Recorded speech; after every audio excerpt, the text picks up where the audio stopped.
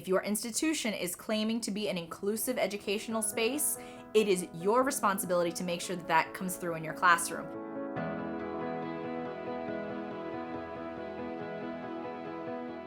I really think that the first step has to be just reflecting on who you are and who your students are.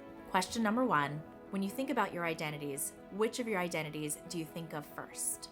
Once you've done that, then there's a number of things I think that can be done to make our courses and course materials more inclusive. I have an activity in my course that's called a What Would You Do activity. They're asked to think about, well, if you were in a position where you experienced this microaggression, how would you respond to it? From the What Would I Do and the class in general, I will never be a bystander to any situation like that. I will not hesitate to say something.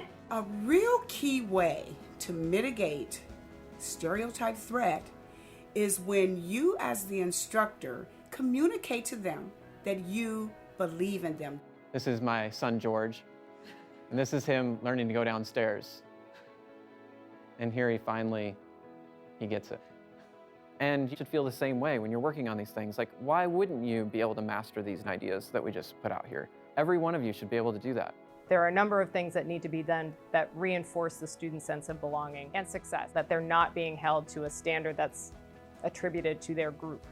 I was able to express to her where I was coming from in terms of my educational background, and that really just helped me feel like I belong there.